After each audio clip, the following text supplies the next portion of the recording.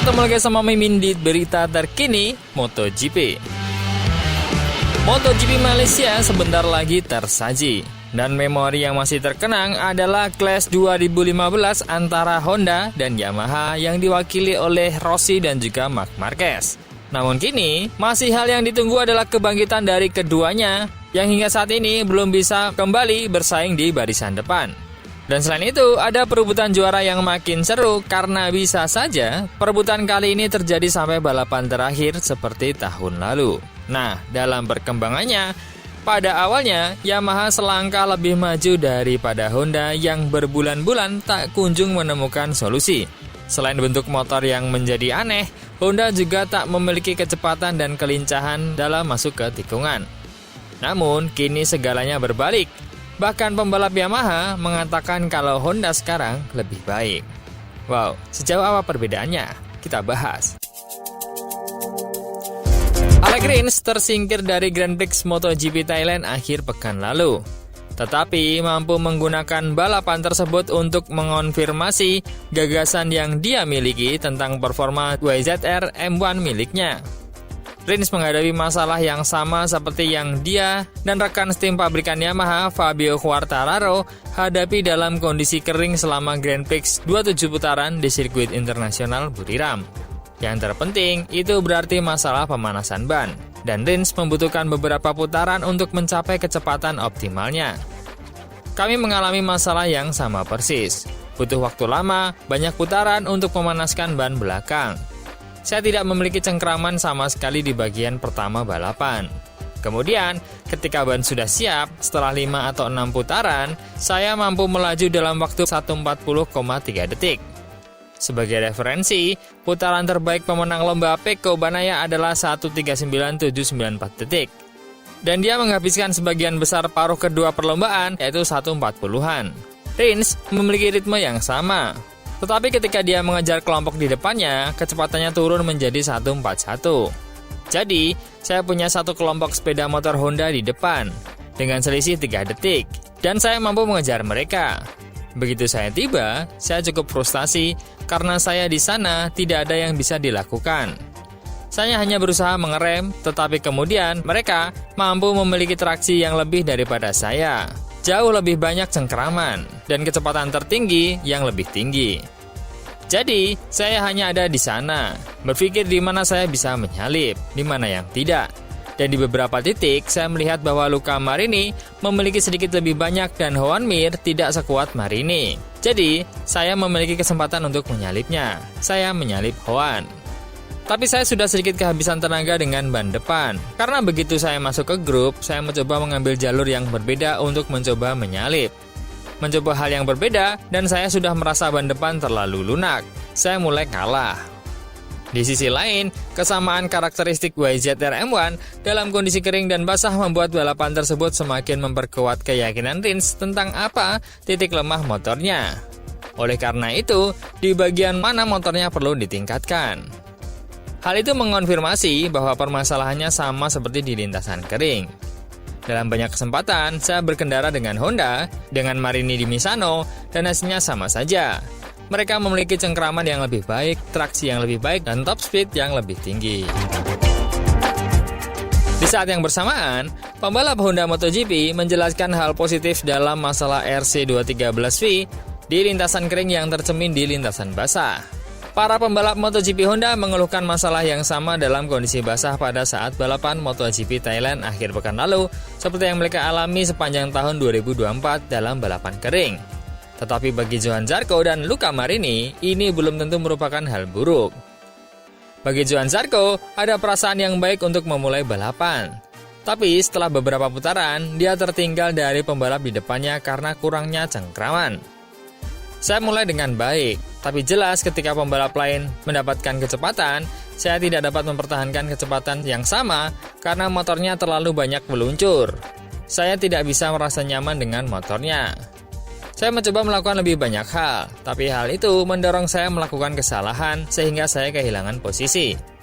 Zarco menambahkan bahwa hal positif yang diambil adalah kondisi basah memungkinkan dia lebih yakin tentang area mana yang Honda perlu meningkatkan kemampuannya dibandingkan dengan awal tahun ketika kami harus mencoba segalanya.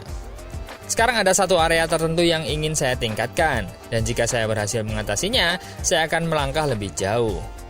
Pembalap LCR Honda itu melanjutkan, masalahnya bukan hanya pada grip belakang, tapi grip belakang di satu area spesifik.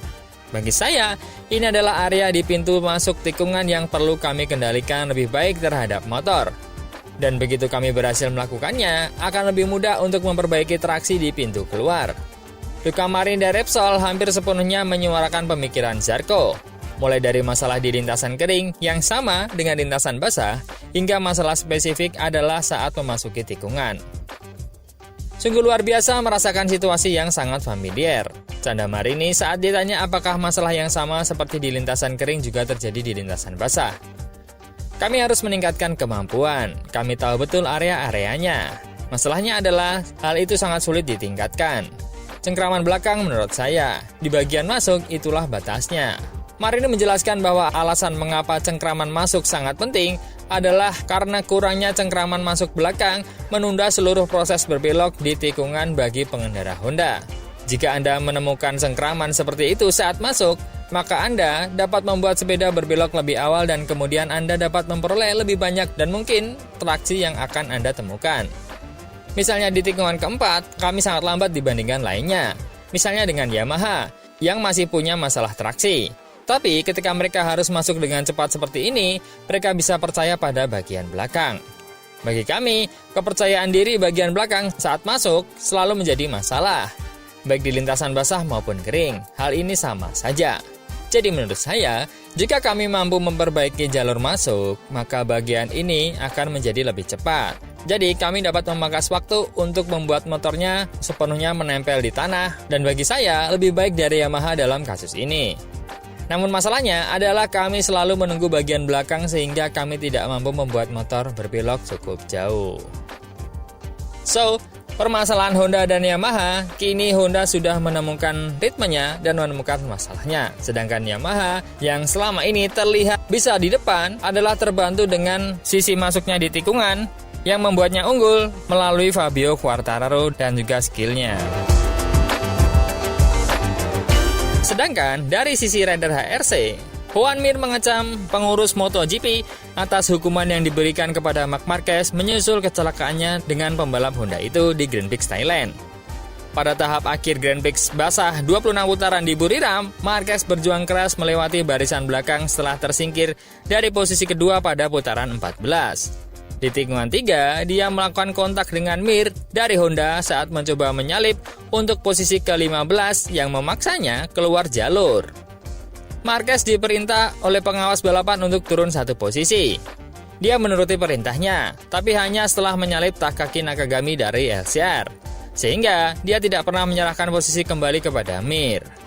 Mir menyebut insiden itu melebihi batas. Namun, merasa masalah yang lebih besar adalah hukuman yang dijatuhkan oleh pengawas pertandingan. Sedikit di batas? Tidak, itu melampaui batas, kata Mir yang berada di posisi ke-15 setelah Marquez di posisi ke-11. Hal itu sangat mirip dengan balapan sprint di Jerez, hal yang sama terjadi.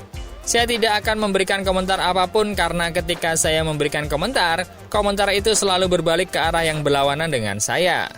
Jadi saya akan membiarkan Anda menilai hal ini. Memang benar bahwa orang-orang yang dibayar untuk ini tidak mungkin mereka tidak melihat. Mereka tahu ketika ada dua pembalap melakukan kontak yang merugikan, maka satu pembalap yang menjadi korban akan kehilangan banyak posisi. Sedangkan yang menyebabkan kerugian hanya dikurangi satu posisi. Jadi biar kalian yang menilai. Lalu apa yang terjadi padaku? Aku kehilangan 3 poin saat dia menabrakku. Jadi yang pasti, tidak tepat bagaimana mereka mengambil keputusan. Bagi saya, hal yang paling logis yang bisa dilakukan ketika hal ini terjadi adalah menghukumnya dengan putaran panjang atau long lap penalty. Dengan putaran panjang, Anda bisa kehilangan posisi 2-3 posisi, seperti yang saya terima ketika dia menabrak saya. Tapi, mengapa Marc Marquez tidak menerima itu? Sayang sekali, karena saya sedang mengerahkan segenap kemampuan saya mulai dari posisi ke-19, di lap ketiga, saya sudah berjuang untuk masuk 10 besar. Lalu apa yang terjadi di lap terakhir itu menggelikan. Saya tidak mengerti, kami akan mencoba memahami agar tidak terjadi lagi. So, apakah teman-teman ada yang sependapat sama Joan Mir atau Marc Marquez? Menurut teman-teman gimana? Coba komen.